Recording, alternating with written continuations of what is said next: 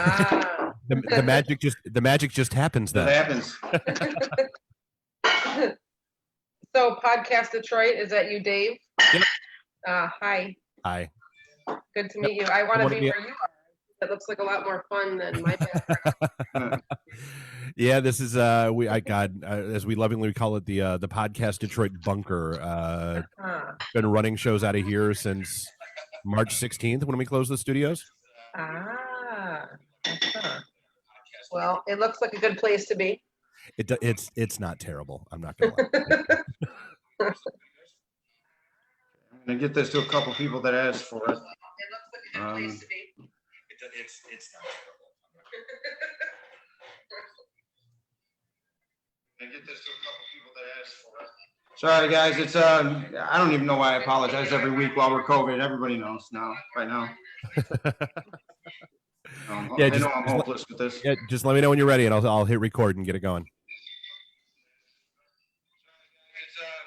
don't even know why I apologize every week while we're COVID. Everybody knows now, right now. Share to a group. Is that what I'm trying to do? Just let me know when you're ready, and I'll hit record. Yeah, I mean, if you're doing a watch party, I'm assuming you would just go to your wall. Oh, is that? Oh, okay. So I go to my wall. Yeah, because it's already live. It's already live on your page, so you don't need to do it there. Oh, I'm saying share to a group though. It won't let me. Oh, there that is. How about that? That's as much as I'm sharing. All right. Are we ready? All right. There goes the record, and you are good to go. All right. This is The Human Condition. We're live. I'm Vince Orlando here with our guest, therapist extraordinaire. This is Julie Barron. For anybody who read Julie's bio on the page, I didn't know that there were masters in what Julie has acquired, even though I've known most of my life that it should exist.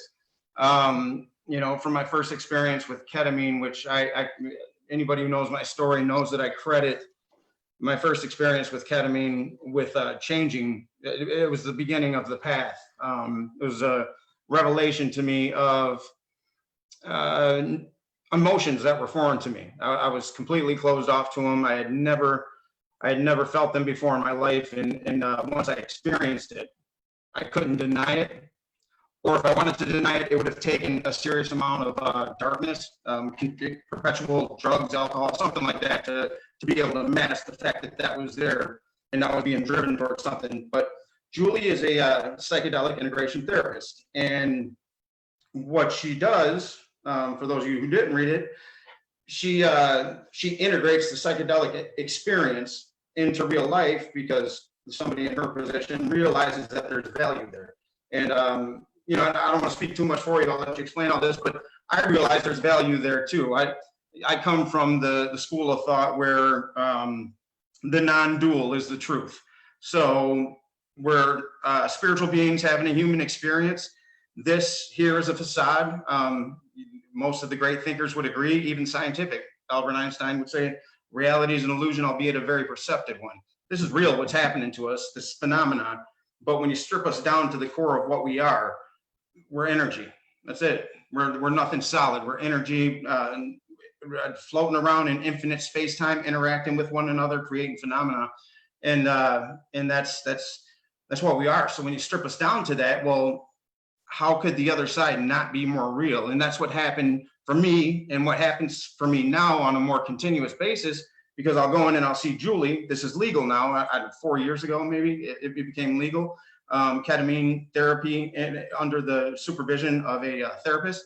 So I'll go in and I'll have the experience. Only the difference now is that she's there taking notes. And when I come out, I get to discuss what happened. And it has been a night and day experience from the first time. And anybody who talks to me about this and knew me then knows the change, and they can see it. So this is an extremely valuable, necessary leg of the discipline that I think, I hope that we see more of, and it seems like we are. But Julie, do you want to talk a little bit about what you do?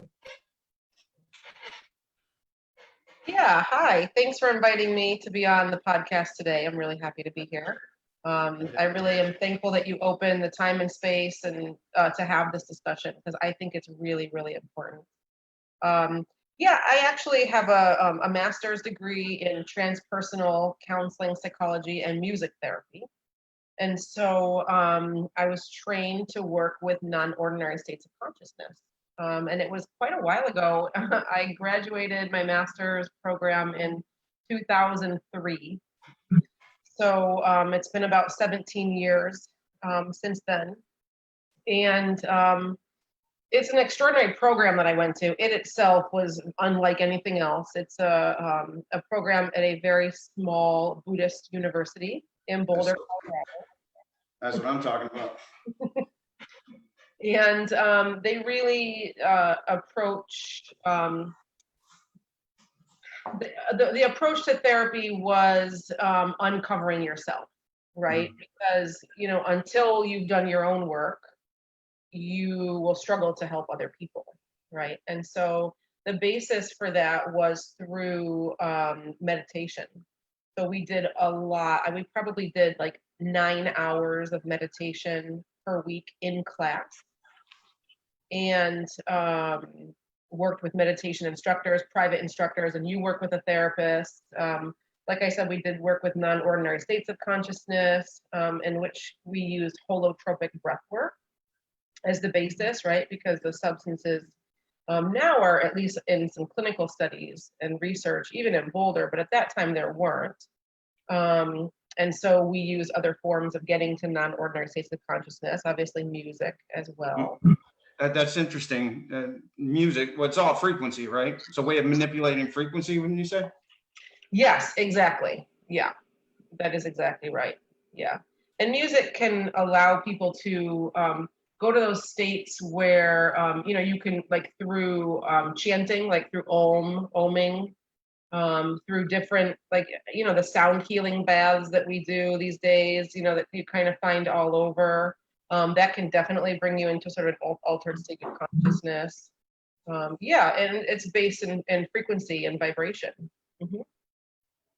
And when I explain my experience with ketamine, it's in the simplest way that I can explain it. It is chemically induced transcendental meditation for me.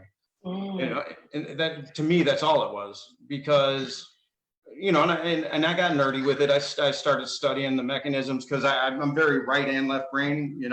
They work in tandem, and if one doesn't understand the other, so I'm always finding that's why spirituality. It's actually quantum physics that brought me back into the realm of spirituality, because I started to understand energy in that way. But that's all it was. It took. I intellectually knew what the benefits of meditation were, and I wanted to achieve what they were talking about so bad, because I believed it at the core of my being. I knew that what they were saying was true, but I was so controlling and so afraid of failure that I couldn't sit in a room by myself for 5 minutes and be okay with not getting it right, quote unquote, right, perfect. I still suffered very much from the disease of perfectionism. So for somebody like me, who couldn't even sit with himself because I would make fun of me, my ego would make fun of me because I'm not perfect immediately. I needed that. Without that unveiling, so to speak, it never becomes clear. Or it may, people grow 2 ways, right? Choice or trauma. And for me, it was going to be trauma every time. I was too controlled. I was too busy protecting myself. So when that happened, the frequency changed. And I love what Tesla, and I'll paraphrase his quote, but he says, if you really want to know what God is, what the universe is, well, you better start talking in the language of frequency, energy, because that's what it truly is. At its core, it's what it truly is.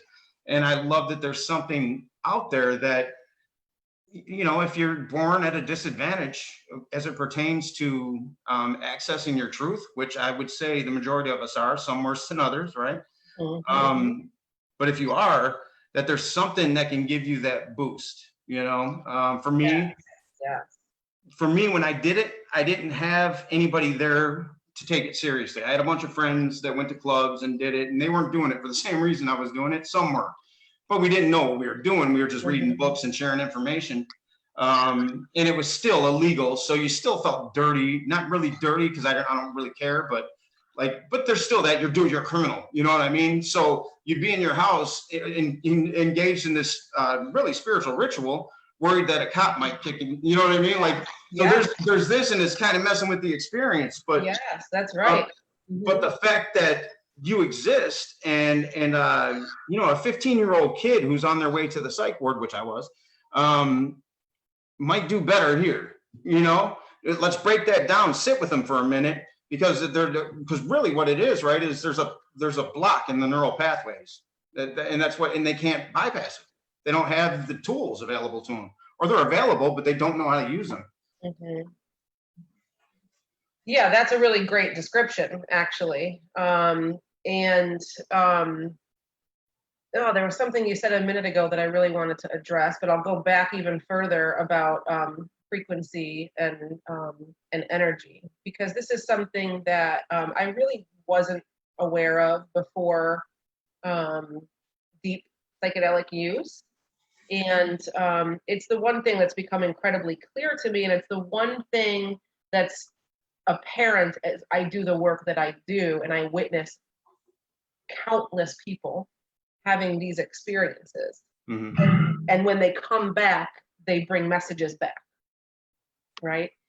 And those messages are very similar. So that's cool. You're the common denominator. There's a common denominator with what people are experiencing.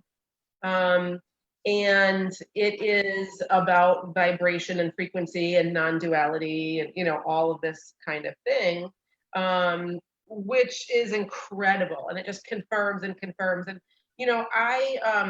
I was one of those people in my younger years where if I didn't see it, touch it, hear it, smell it, if I couldn't use my five senses, it didn't exist. You couldn't convince me that it existed.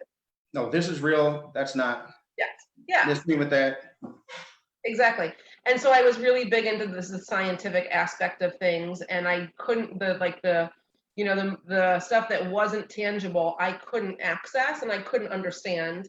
And it wasn't until some really deep psychedelic work that it all just became clear to me, at what it was. And I agree totally with what you say, which is like, for me, it's like the overlap of where spirituality meets science. Because to me, it's the same exact thing. I don't see them as being different. It's like the things that we don't understand yet, or there is even information that we do understand and people still don't even see it scientifically, right? And people still don't understand, like quantum physics, and like even just, if you look at any particular atom and you look at the electrons and they're moving, right? They're, I think everything is so physical and solid, but really it's not.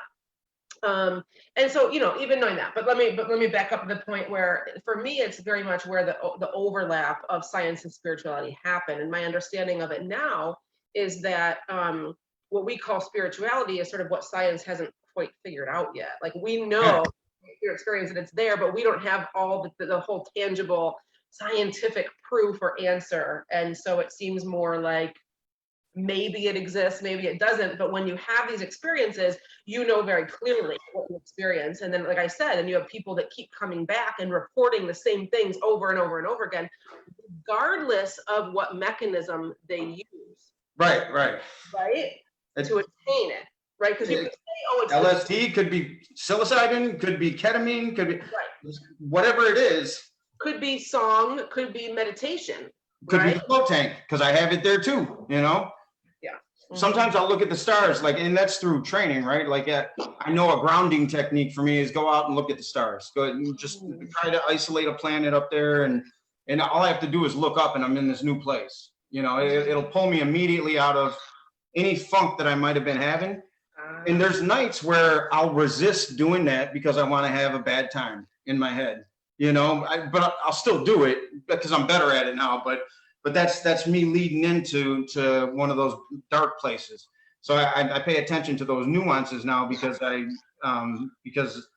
because I have to. Yes. And it's a frequency. I'm vibrating at a lower level. Something's off, and I'm vibrating at a lower level. I try to, when you use that in everyday conversation, you know what I mean? Like it's a different language. Like, what are you talking about? Vibrating at a lower level. Right. But when you understand it, you know, and you know in that space, because when I go into that space, like Monday, so I came in and I knew that I was feeling a little bit self-destructive. I knew it,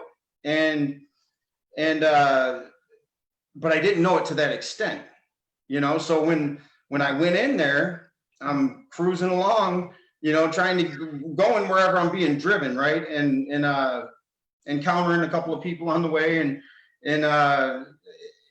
then these blips started coming up. It's never happened before like this. Sexual images, very quick. And I was talking to somebody the other day. I think I got a real problem with this whole pedophilia push that's being. I got a problem with that being made common language. Because I don't think it's what they're saying it is. Does it exist, and are there sick people? Yes. Is it institutionalized in the way they're saying? I don't believe so. And to put that out there as fact when there's kids reading that, I got a real problem with that. And then going in with you, I started to, there were people in my life that were sexually abused. And I started thinking about my neighborhood in Detroit, and it was fucking prevalent. Like, there was some weird shit that was going on in that neighborhood. And I think back, I'm like, well, that's sexual abuse. Like that 15-year-old kid that's having the little 8 or 6-year-old kids lay down naked on top of each other. There's nothing innocent about that. Right. You know what I mean? But I started remembering that shit, and I'm like, and then it brings me back to, well, maybe it is common, maybe it is institutionalized, and maybe we got a war to fight, So I don't know. But I know I've been real messed up inside about that, because I think it's very irresponsible to put that on a social platform, and you're constantly save the kids, right? And their kids on there. They're on there.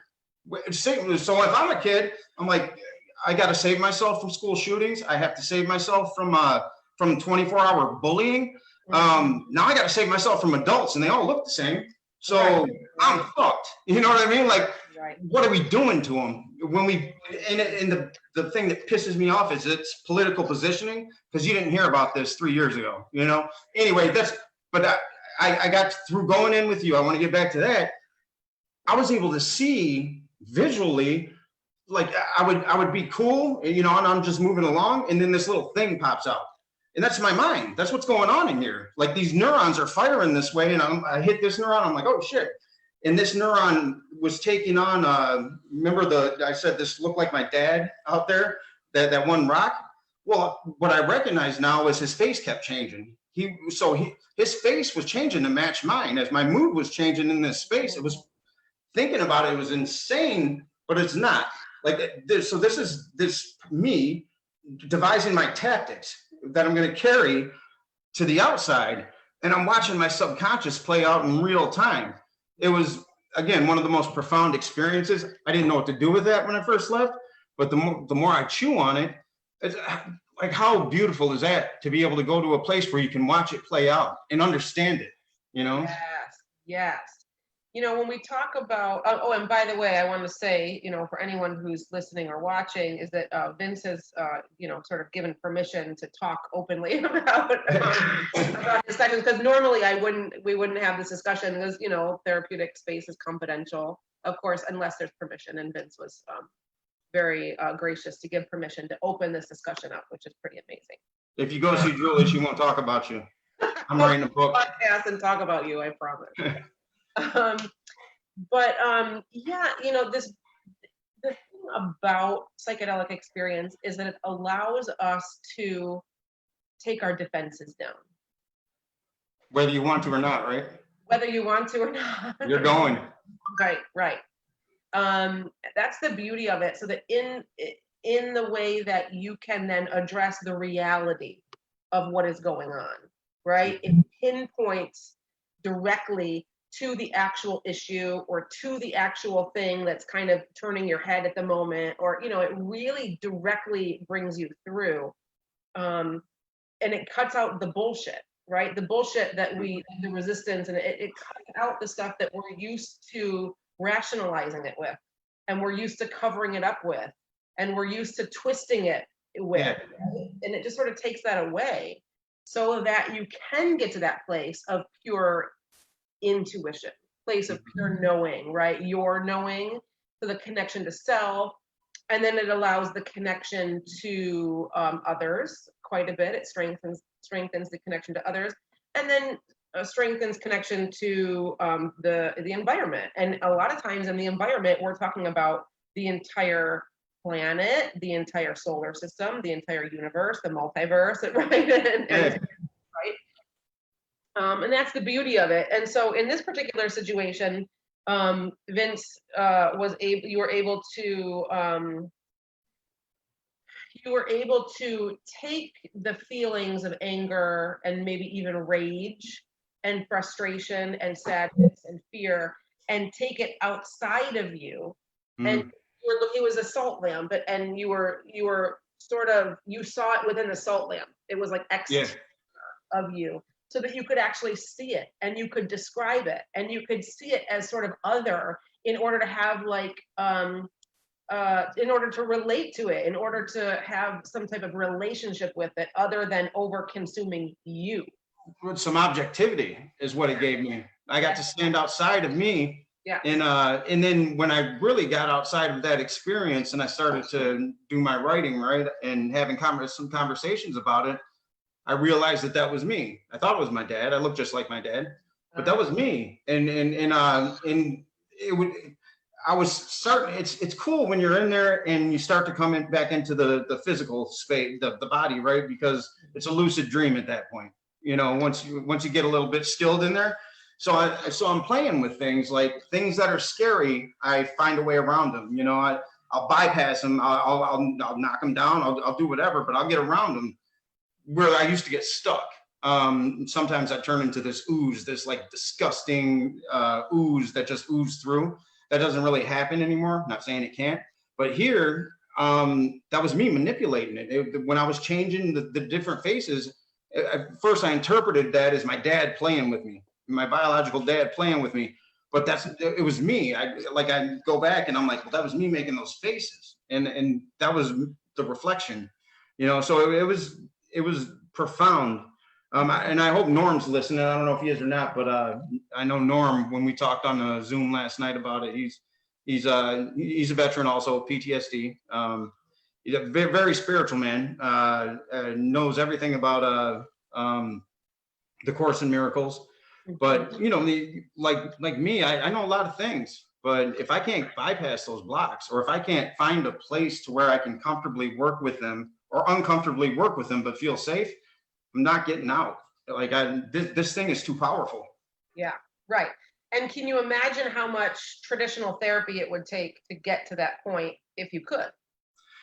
Well, yeah, who has, if you could, because they tried with me years and years and years, and, you know, and I would Goodwill Hunting people, because I'm telling you my cover story, and not intentionally, I'm protecting myself. I feel like with everybody, I have to protect myself. So I'm going into all these places and I'm seeking help. There was no law telling me I had to, you know, I wasn't in trouble with I wanted to be better. And, but I couldn't for the life of me tell the truth because I didn't see it that way. I had to present myself in a certain way so that I couldn't be vulnerable. Yeah. And it was so counterproductive to anything that pertains to growth. And it took the birth of my son, quantum physics, and ketamine. Those three things at the same time exposed me to unconditional love in a way that I couldn't deny it. And I still remember the out-of-body experience. My son was down for his nap, and I went to do my meditation. I took my dose of ketamine, and I turned the secret on, because I would just like to have it in loop in the background, something, you know, or what the bleep or whatever.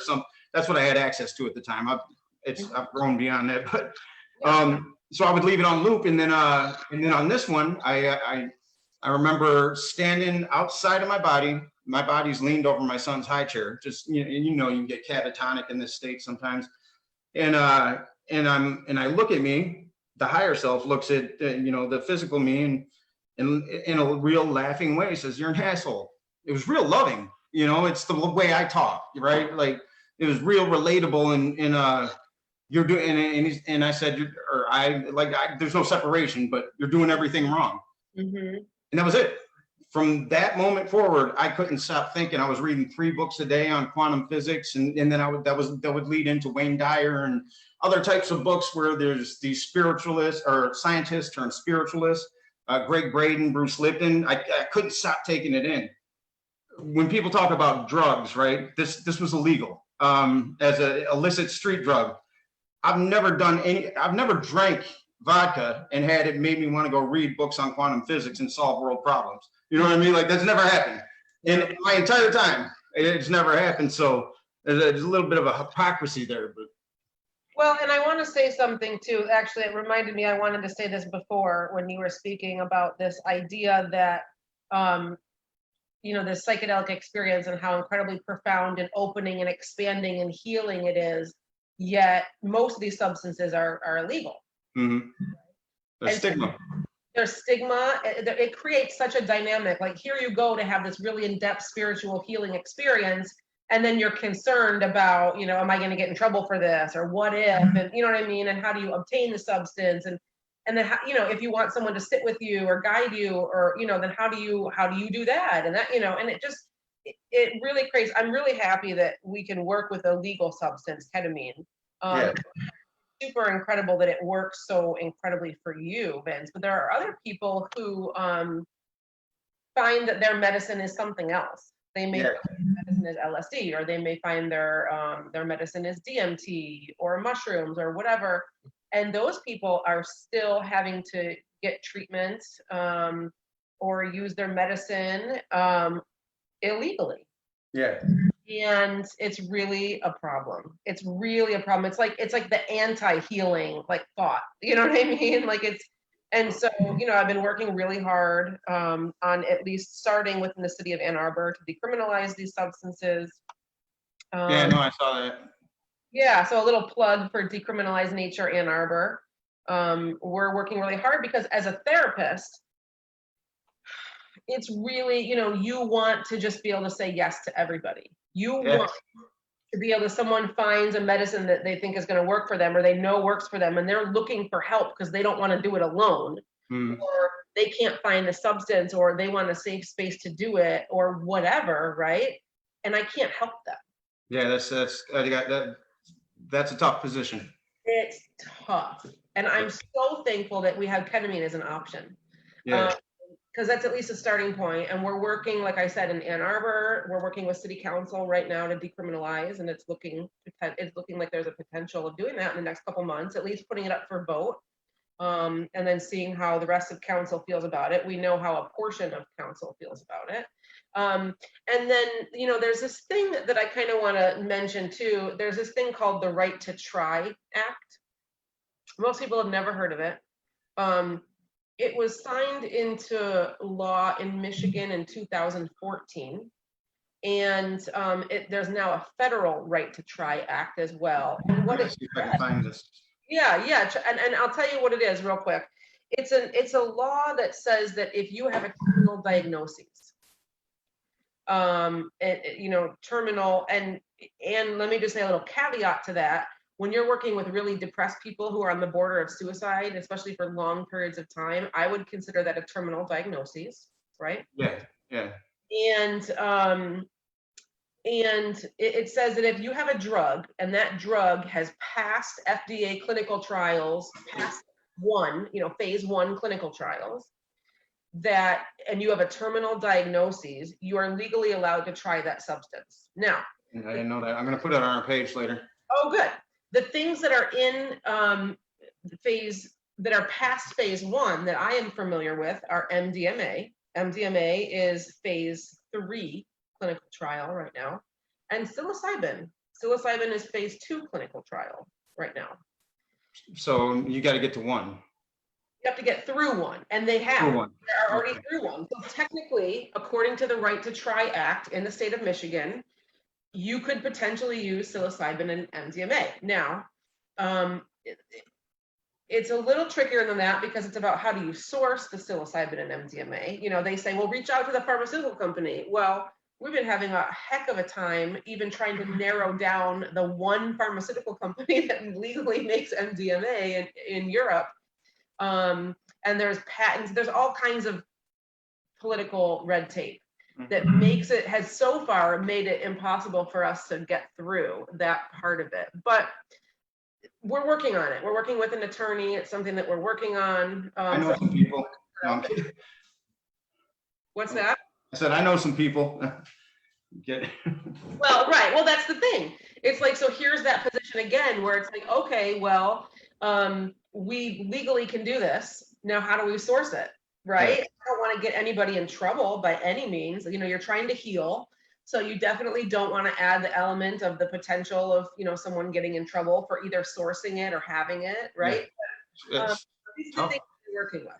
Yeah. You know, that's got to be the hardest part because you know it works.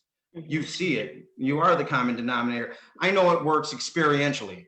And the people that I've congregated with on this, well, they know it works too. And I've also had near-death experiences that didn't involve ketamine, because I almost died. And I've had peak experiences where it's the same feeling, like this oneness. There's no question, and there's this. It's oneness. It's the non-dual. You reach the non-dual, and you don't know how long you're there because there's no mind anymore, right? But when you're back, you know you visited, and you know what that felt like. Yes. And to know that you can give that, you can offer that. And not be able to, so like you said, some people won't respond to ketamine in the same way that I did. And in fact, a lot of people I know don't, you know, but some do. Some do. I'm wired that way. Mm-hmm. You know, I don't respond to psilocybin. It was fun to me, but there was nothing profound there. You know, I think I was too conscious. Like I could make too much sense, and then I could play games with it, and it was fun and hilarious.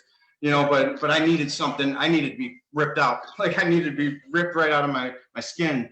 That DMT did that for me too. Just ripped you right out. I don't ever need to do that again. Like that was, that right there. I got to sit on the other side, and I'm like, oh, so everything I believe is true. I'm out. Let me get back over here now. I got it. Let me not take life so seriously now.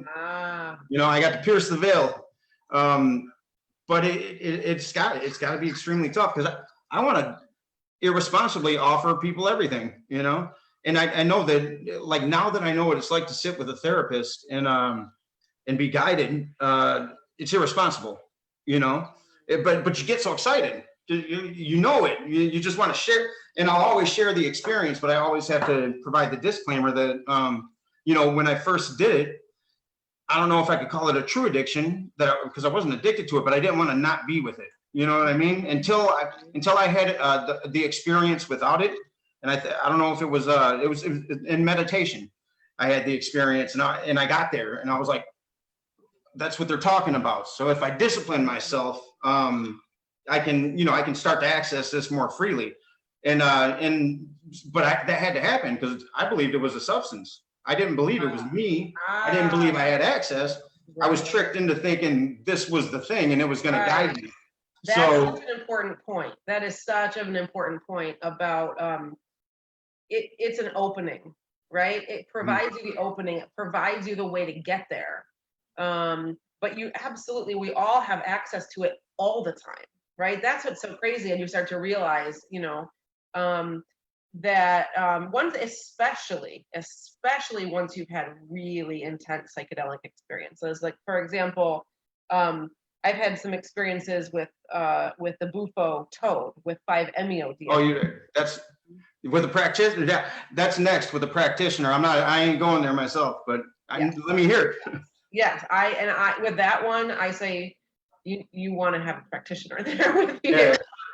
Yeah, I actually, there is a medical doctor who does some traveling around the world, actually, and offers this. And so from time to time, he'll come through. And that was kind of, I was called to it. I was absolutely called to it. And the opportunity came, and I just felt like it was the thing for me to do. And once I had even just one experience with the Bufo toad, I realize way more now how accessible it is to me. And now I can reach those states without psychedelics often, and then also with smaller amounts of psychedelics. It just like blasts me open. Because that's the thing, right? Like me too. Like all I need to do is be reminded of it. Yeah. Something, because once you've experienced it, Mm-hmm. just the reminder of it is enough to, you start to feel safe. And that's for somebody with PTSD, which, I still have to combat it on a daily. It has nowhere near the pull on me that it used to. But that's the whole thing, right? There's a part of my subconscious that's a little kid, and it is still trying to protect me in an environment where I don't need to be protected. Right. But when I get fed the trigger and the information can't get past the amygdala into the neocortex, right, I'm not responsible for this anymore. Like I am from a physical perspective, every action that I take, that's still me. Right. But I've lost my access. And now that I understand that in people, it makes dealing with people a little bit easier.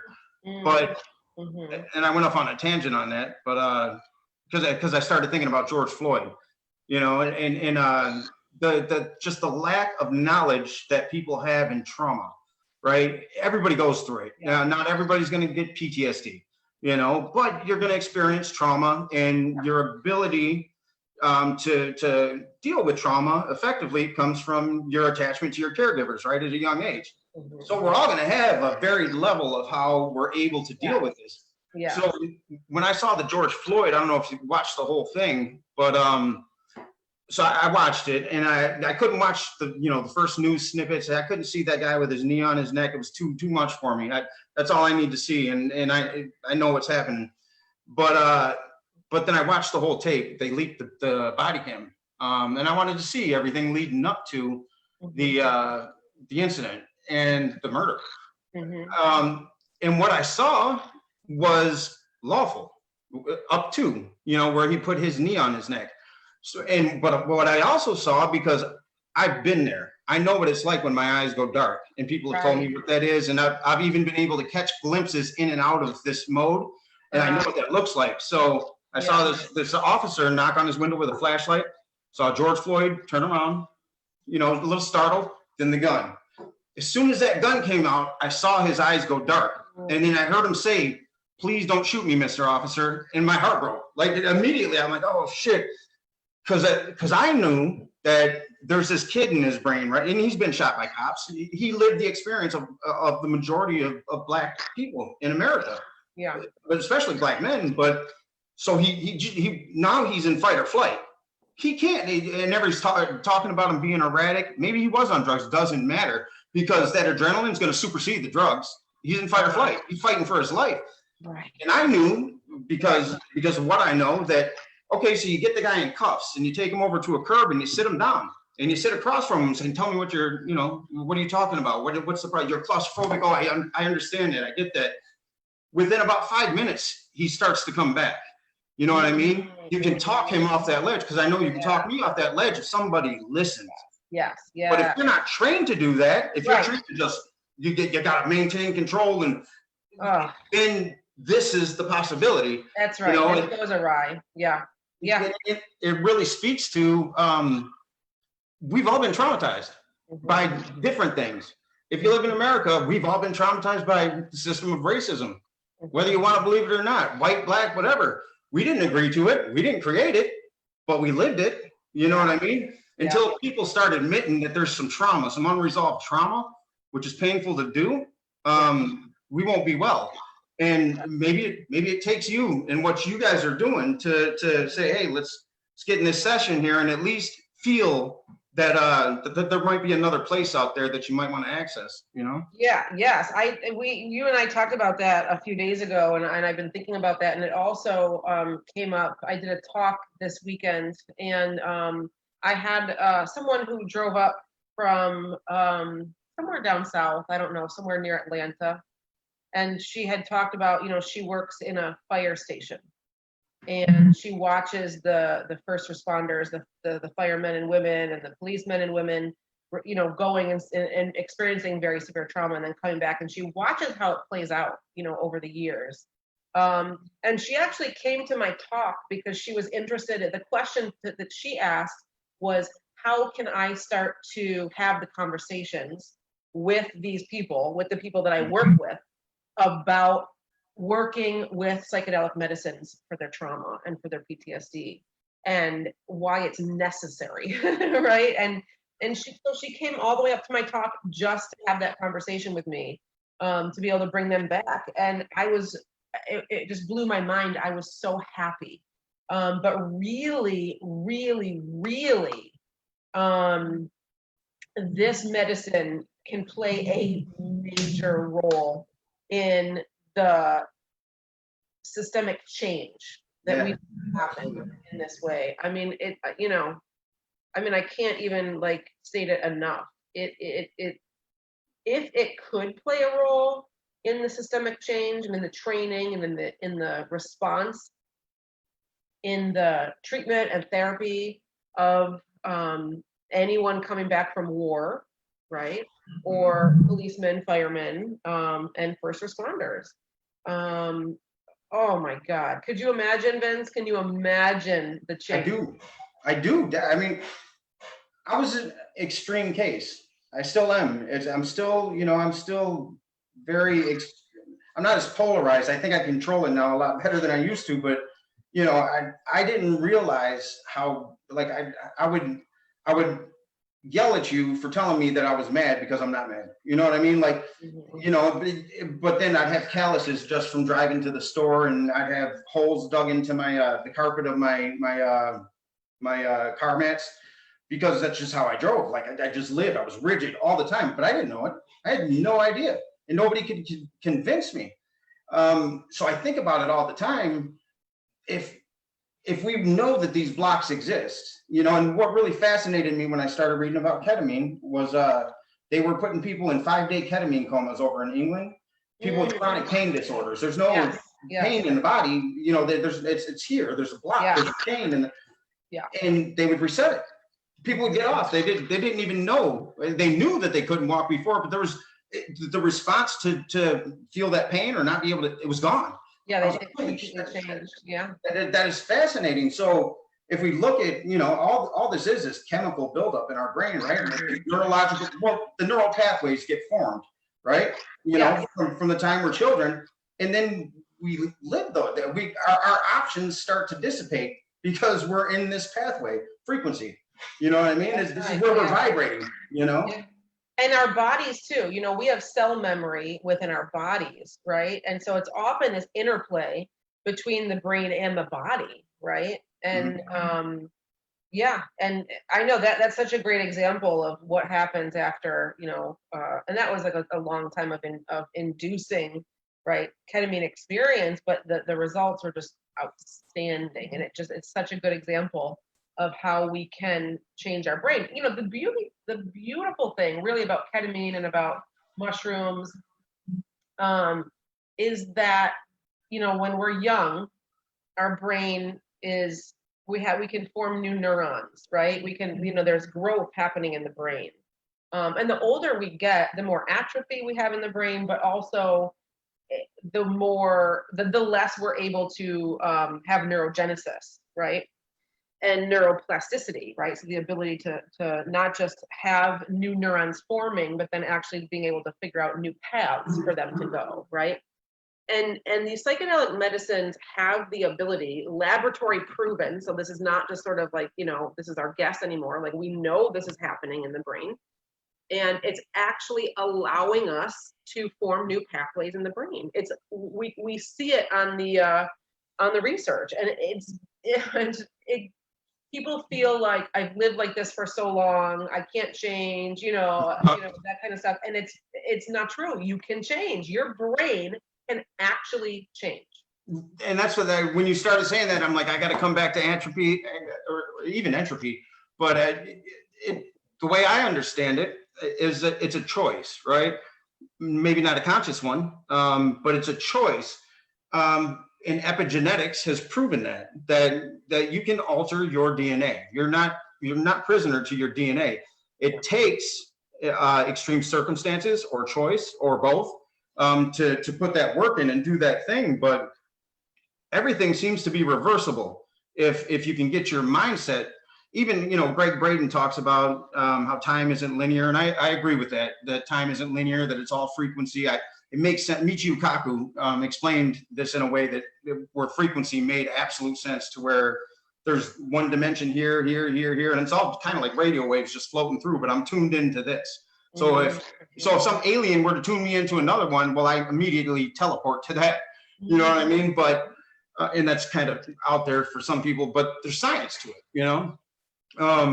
but the degradation of our brain and our ability to regrow is, I believe, choice. And I believe that through the psychedelic experience, whatever that is, it doesn't have to be a psychedelic. It could be a religious experience, peak experience, whatever, near death, whatever it is, something that goes in there and knocks these neural pathways open by force, almost, to where you can't deny the experience, and the world becomes different because you've experienced the truth now that you were blocked off from. That's an amazing thing. It's incredible. It's incredible. And one of the things that they see in brains of even younger people who have pretty severe depression and PTSD is they can see the atrophy in the brain. They can actually see it at the younger ages, right? And so you can imagine at the earliest time that you can start to use things that are going to help your brain be generative, right? And be regenerative. And that's why, I get upset, because at this point in time, ketamine specifically, and also the other psychedelics, mostly because they're illegal, but also because people think they're like on the fringe, but they're used as last choice. I've done everything I could. I've taken every medicine. I've done every kind of therapy. All these psychotropics. I was on Depakote, and Yeah. And they shock the brain. They do everything they could possibly do. And then when there's nothing else, we're talking 5, 10, 20, 30, 40 years later, after you've been revolving through this mental health system, then they say, oh, there's nothing else I can offer you. Hey, why don't you go try ketamine? Like, come on, right? The thing that would have worked in the first place and killed all of that. You could have saved yourself 40 years and damage to the brain. Exactly. People kill themselves. And a miserable life that you went through for 40 years. So, we've got to change the system, and the psychedelics, because they're illegal, obviously, aside from ketamine, are that last chance. But once they even start to trickle into the legal system and they start to decriminalize and we can use them, that still is going to be the reality for most people. It's going to be the last chance. I've given up on everything. This is my only hope left. And I really want to get the message out there that we should not be thinking of these medicines that way. These are ketamine, in my opinion, is first line of defense when we're talking about severe mental illness and suicide. It is the first line of defense, in my opinion. Yeah. Ketamine is? Yeah. You say ketamine? Okay. Mm-hmm. I hope I didn't kill the live for everyone. Oh, no. I mean, it'll be there. I'll repost. No, I think it's there. I can't tell. I don't know what I'm doing anymore. Not to get off track. So do you want to talk, because I know there's some people on here that are definitely interested in what it is you do specifically and how they might be able to access you and the different places that you're at. Yeah, absolutely. So a couple different things. One I mentioned, I'm the founder and director of Decriminalize Nature Ann Arbor. So that's dna2.org, and that's an organization so if you live in Ann Arbor, we need you, because we need you to contact your council person and tell them that you support our resolution that's going to be in front of their faces for vote in the next couple months here. I'm also the founder and president of Michigan Psychedelic Society, mi-psychedelicsociety.org. That is a group that is a community group. It's a place where you can go and have these discussions with people, get some education. We do events, we do speakers, we do grow your own mushroom workshops, we do all kinds of cool stuff.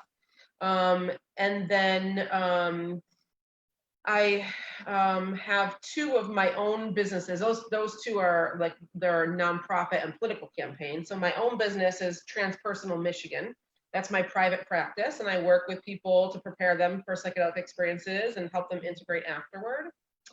And I do an integration group, although with COVID, we have stopped. So we'll pick that back up again when we can.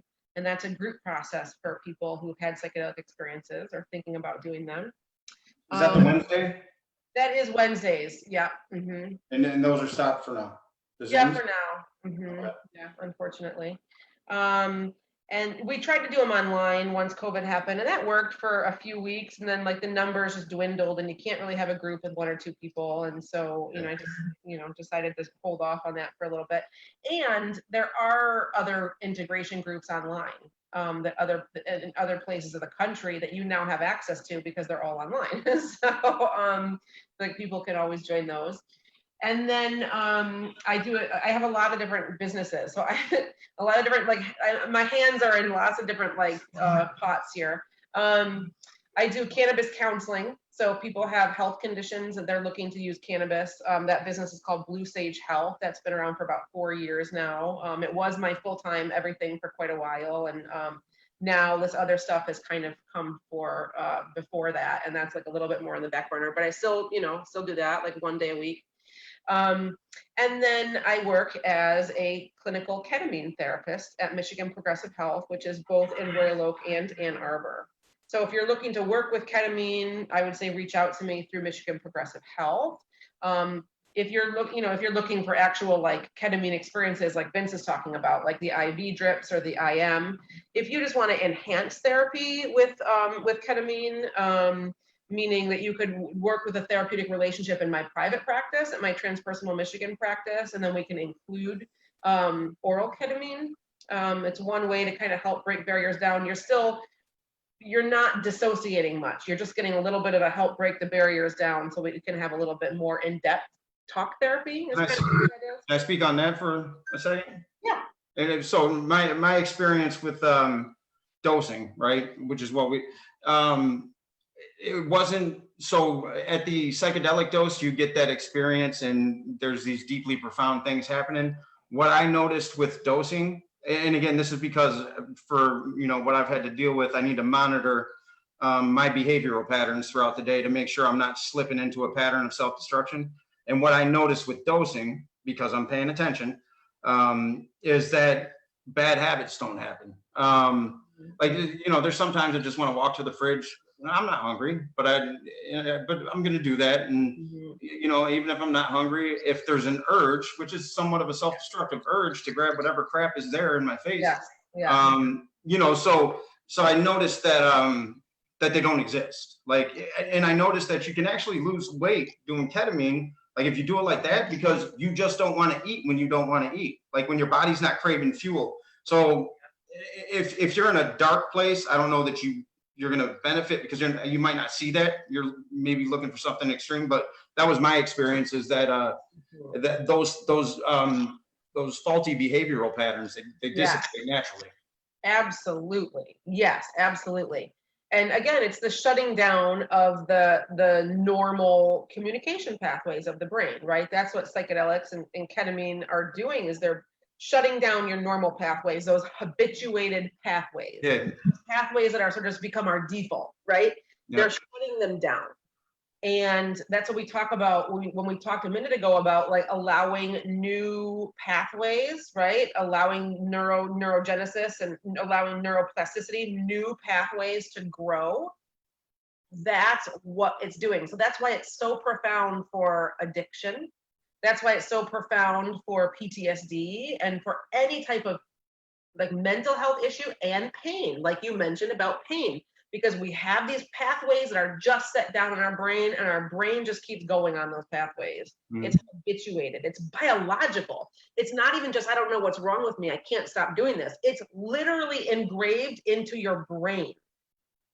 So it's not simple to just say, I'm not going to do this anymore, right? I mean, it's not that simple, and people get really down on themselves, and I don't think they understand the biology of it. But then at the same time, understanding the biology of it allows you to know that you can change it, right?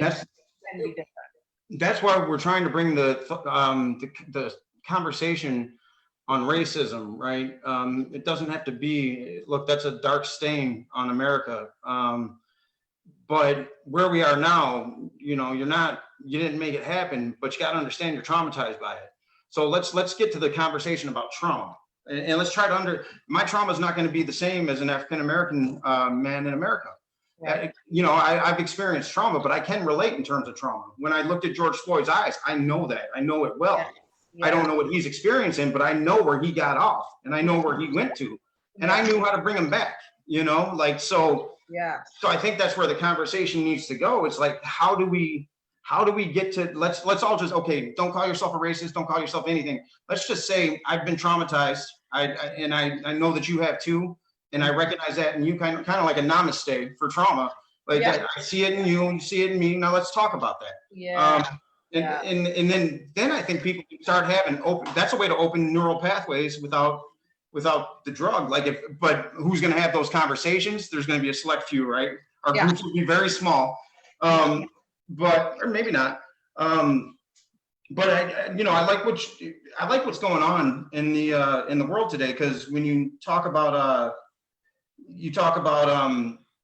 consciousness and neuroscience. You said spirituality is just what science hasn't figured out yet. Well, and without them admitting it, they say it.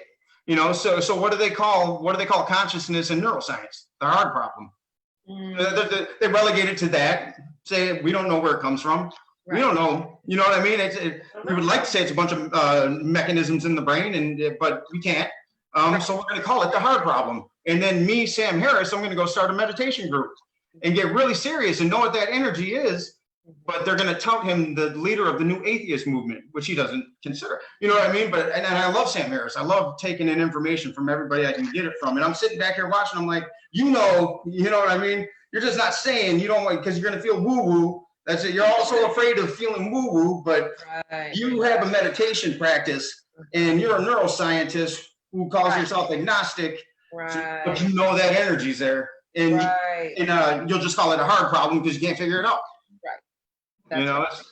But it's all relative. It's all relative. And, ketamine for me was the pathway. It was the thing that my logic could only take me so far. I could only read so many books. I could only intellectualizing was a default mechanism. It was a defense mechanism. You can only theorize so much. You have to embody, right? You know it when you embody it, when you live it, when you experience, when the theoretical mind matches the embodiment, right? When there has to be that union at some point, and they are distinct things because the physical realm phenomena that we live in has made them. From the 16th century, when science and church separated completely, it's been this warring faction. And, it doesn't have to be. It's all relative. Right. I was out at the Conference for Consciousness and Human Evolution in London last year. It was with Greg Braden, Rupert Sheldrake. There's some amazing scientists turned spiritualists. And to be amongst that energy, like these quantum physicists that are, I forget what her name. She was a lovely lady. I can't remember what her name is. She's a quantum physicist, super intelligent. I probably have a book back here, but we're losing time. I'll leave this out there. She called. I wanted to talk to her about entropy, and I said entropy doesn't. I don't perceive it as degradation or chaos in the way that a lot of people perceive it. It seems like it's something different. She's like it is. She said what I call it is the big breath. Because literally, what is entropy but the accumulation of more information? So when you pass, there's more information going out there. There's the conservation of energy. And so we're continuously growing, but we see it as different. Humans see it as different. Dogs don't see it as different. They just go to the next whatever. And I think through psychedelics, you can start to access that space where you're not attached to the ideas of the subconscious faulty program that was the limitations, the barriers, that limits you from living, stagnates you. It's counterproductive. Yes. Yeah, no, we could talk about this forever. Do you want to say anything on the way out? We got the 2 minutes. this is what I love to do. You know, this is my passion. This is my work, my life's work, you know, and it's a beautiful thing that I have, you know, found that. Like, I know I'm in the right place. I know I'm doing the right work. And I always love the opportunity for discussion and opening the conversation. So I'm just really thankful that you did that today and had this discussion with me. Thank you. We'll do it again for sure. And I'm gonna, anybody who asks, because I don't have anyone here checking messages and I don't want to be too rude. I'll get to their messages and I'll provide your information, Michigan Progressive Health, and you know, hopefully we can guide some more people down this path and illuminate the space that we occupy, you know, Awesome. be the change. But Yeah. well, I appreciate it, Julie. Okay. I'll see you tomorrow. See you tomorrow. Yeah. Okay. All right. Have a good night. Bye. All right. Bye, everyone. Keep your questions coming.